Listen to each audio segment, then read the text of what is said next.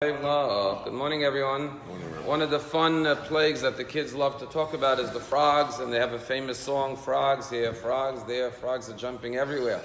And I read that a frog, if you take a frog and you throw it into boiling hot water, obviously it will jump out right away. However, if you take a frog and you put it into cool water, and you slowly keep on increasing the temperature of the fire, it will never jump out and it will boil to death.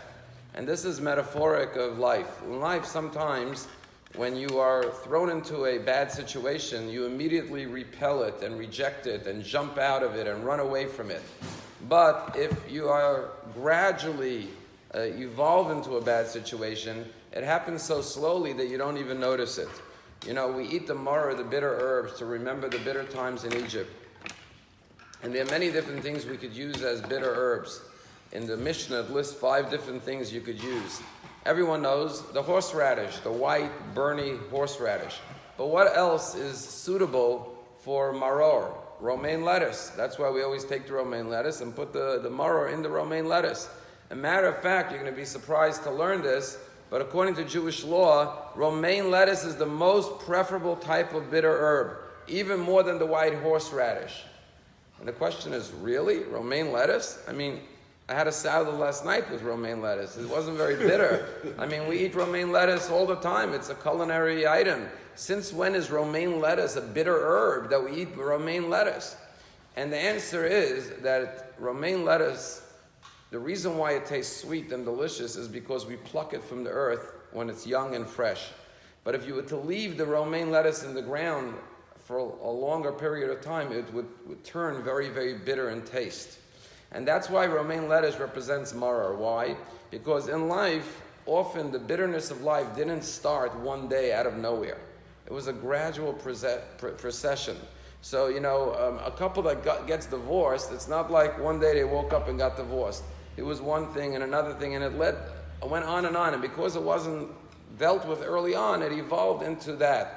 Or God forbid, a child who goes off the proper path. It's not like one day the kid woke up and he decided to become a rebel. One day the kid did this, and gradually the kid, eventually became a rebel. But if it would have been dealt with earlier, it could have been a sweet situation, not a bitter situation. An alcoholic or an addict, he didn't grow up one day wake up and become an addict. Or Bernie Madoff didn't wake up one day and decide to rob billions of dollars. He did a little cheating here, a little cheating there, and eventually it evolved. And if you look at all of life's bitterness, it doesn't happen overnight. It happens over time. If you manage to deal with it early, it could be a sweet situation, not a bitter situation. If you let it go, then it becomes very bitter. And that's why the romaine lettuce reminds us of Egypt. Why? Because when Paro came to the Jews, he didn't say one day, that's it, all Jews, you're slaves. First he said, look, I'm looking for some people to help me build some cities, pyramids, Pitom and Ramses, I'm willing to pay. And he put them on the payroll of the Egyptian government. And then he started cutting back their salaries. And bit by bit, it evolved or dissolved into full-blown slavery. And the message is, don't get into slavery. Don't allow the small mishaps of life to lead you down a path that eventually you'll find yourself in a bitter situation. Deal with it when it's young. And the same thing is true with children. God gives us children, Baruch Hashem. And when they're young, that's the age that we have to address all the issues, because later on in life it's much more difficult. And when you look at the beauty of the Seder, we talk to our 4 children at the Seder. And what the Torah is telling us, one of the messages of the 4 children is that don't think there's any child who the Torah can't speak to that child. No matter what kind of child you have, there's a message there that the Torah could relate to them and help them. And you may say, this kid's beyond the pale, they're out of the bounds, so to speak. This kid, the Torah doesn't relate to that child. And say, no.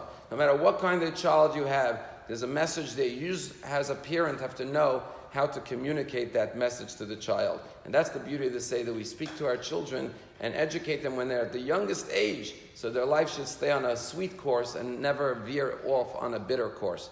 There's a story about a Rosh Yeshiva in Brooklyn, in Torah Vodaas Yeshiva. His name is Rabbi Heinemann.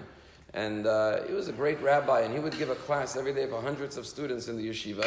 And he was known to get really passionate about his lectures. He would work up a sweat and yell and scream and questions and answers. And one day there was a snowstorm in Brooklyn, and there was 5 inches of snow. And not too many students showed up. He came to give his daily class. There were only 6 students in the class, yeshiva boys. He started giving his class, And before you know it, he was yelling and shouting and screaming with all the passion, the fervor, and the excitement. And one of the students said, "Rabbi, you don't have to yell. There's only 6 of us today." And he looked at him and he said, "You think I'm just talking to you? I'm talking to you, I'm talking to your children, I'm talking to your grandchildren, I'm talking to all future generations."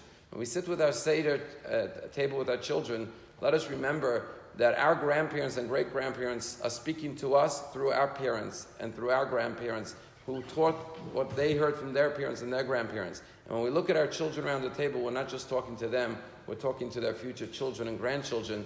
The Seder night is a conversation throughout all the generations.